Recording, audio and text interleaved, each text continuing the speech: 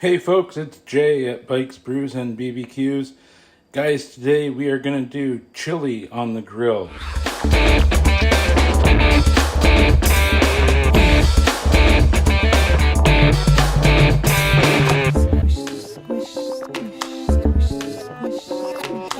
It's a perfect day for doing chili. It is a little bit rainy and cold out. We actually had freezing rain this morning. It's the type of day where you just want to stay inside, watch movies, and have chili for dinner. So we're going to do the meat prep first, and then I'll do the what I call the vegetable or the cold ingredients later on.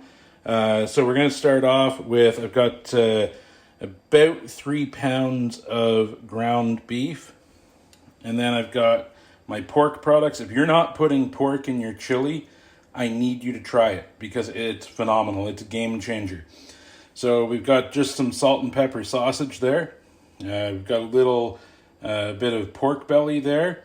And then I've got the last time that I made homemade bacon, when I sliced the bacon up, I had a few pieces that, the end of the cut, that they're just too thick to use as bacon, but too thin to slice any further.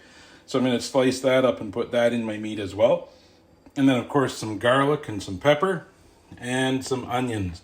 We're going to put all of that in the Dutch oven and get it out on the grill at about 300 degrees with some maple smoke rolling. Here, as you can see, I've already started doing the ground beef. Just breaking it up a little bit as I put it in there so that it cooks more evenly. There's going to be a lot of meat in this Dutch oven.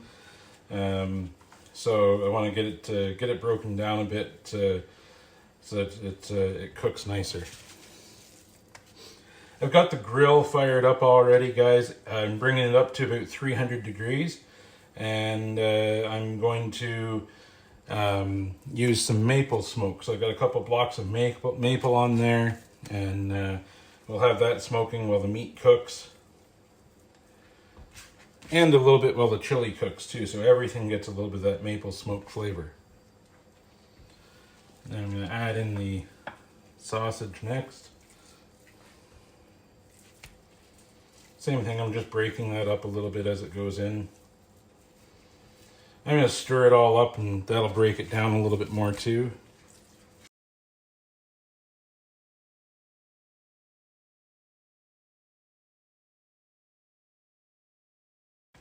Alright, so the next thing I'm going to do is slice up this bacon and the pork belly.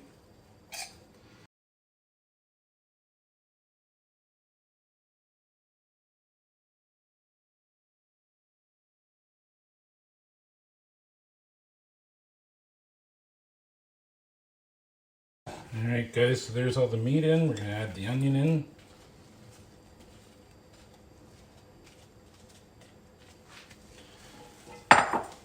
The last two things I'm going to add into this meat mixture is going to be some garlic and some pepper. I'm not adding any salt in because I've already got salty products in there. I've got that bacon and that pork belly. So I'm not going to add any salt. And guys, you can see I cheat when it comes to the garlic. I always have cheated when it comes to garlic. I really like this minced garlic from the jar. Works really well.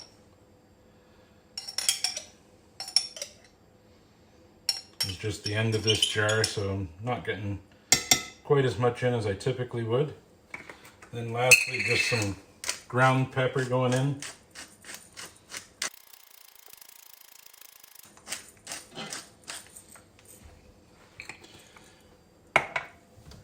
And you know what I just thought, guys? I'm going to add something else a little today too, just to switch it up a little bit. I'm going to put in some Meat Church Holy Cow rub. So we'll just add a sprinkle of that in as well to help with this flavor.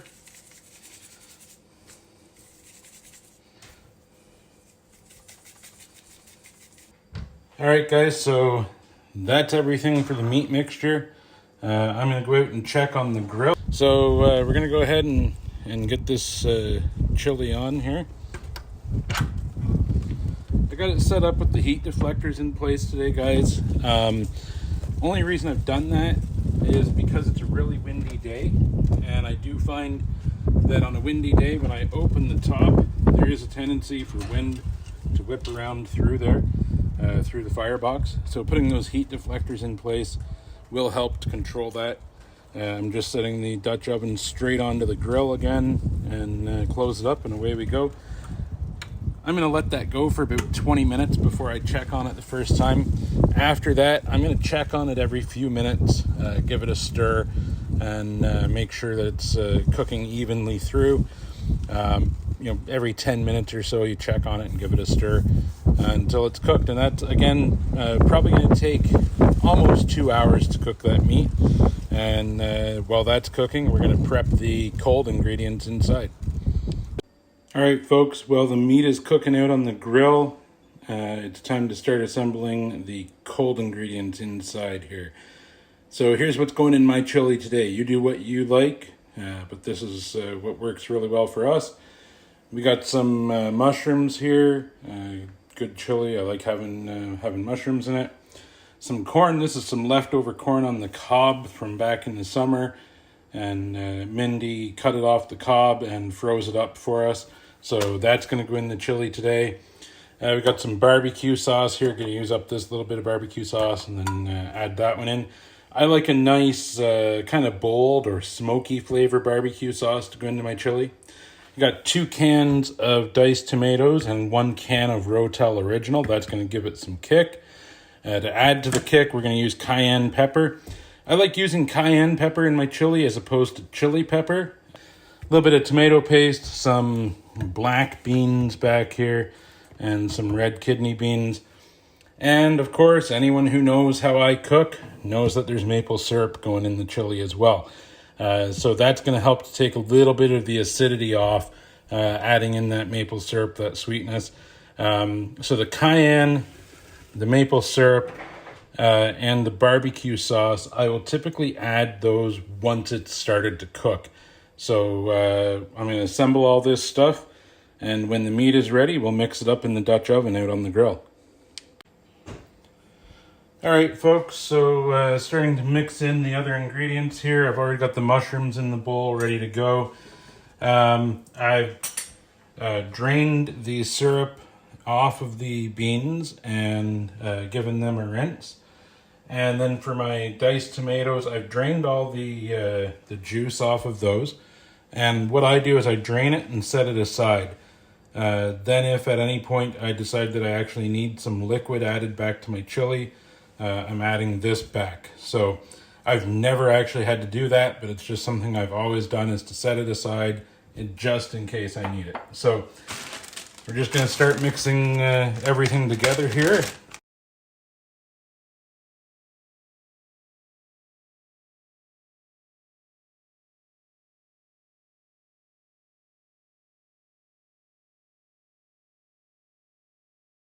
All right, so this is ready to go out to the grill, and as soon as the meat is ready, we'll get this out there and mix it all up.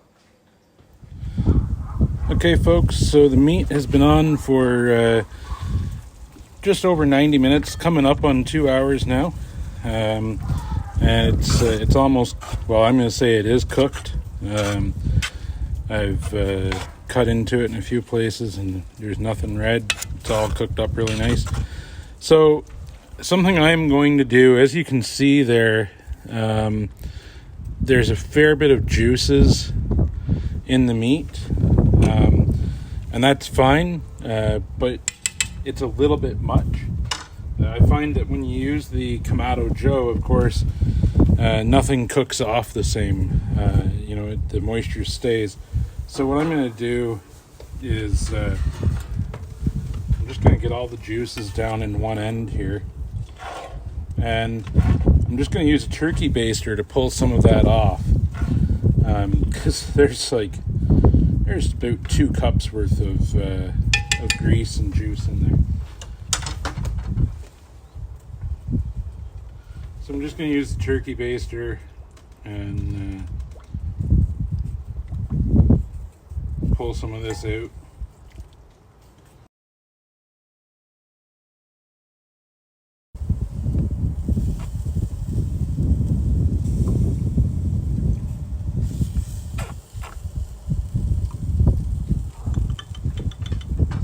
about a cup and a half that I pulled off.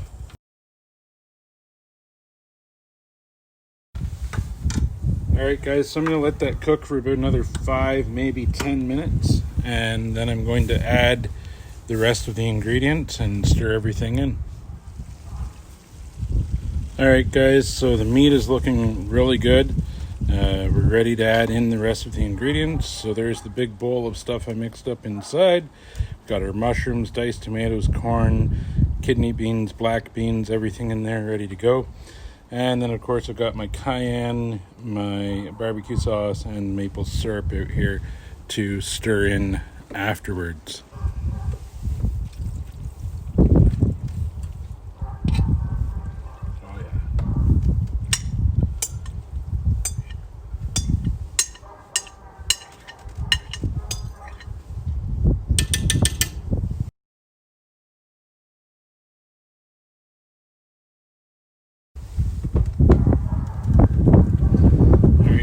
Some barbecue sauce.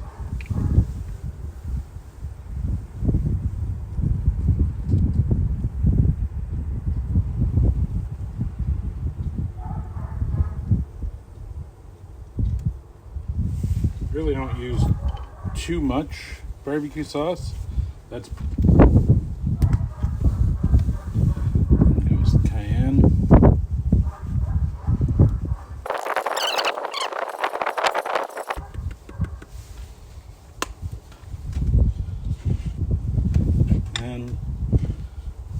I'm not measuring any of this, guys, but about a quarter cup of the maple syrup is usually what I use.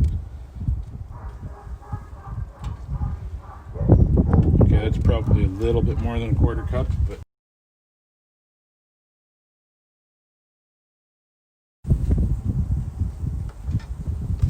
alright guys, so we'll let that cook down for about a half an hour, and then I'll come out and give it another stir. See how it's looking as far as my spices go. And alright guys, it has gotten miserable out. It's raining hard there for the last few minutes.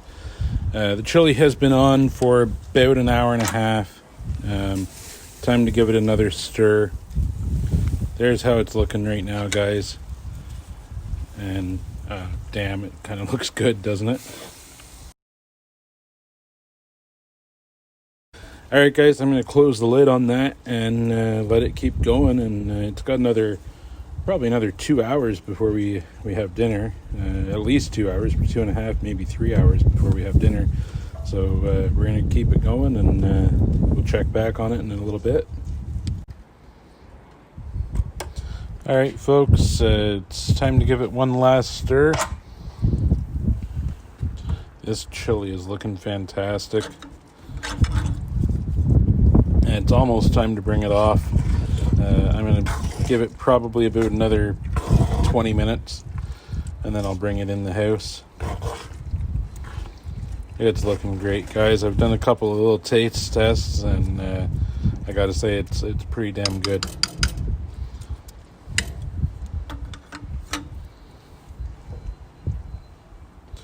Alright folks, so there's a couple of shots of the finished product here.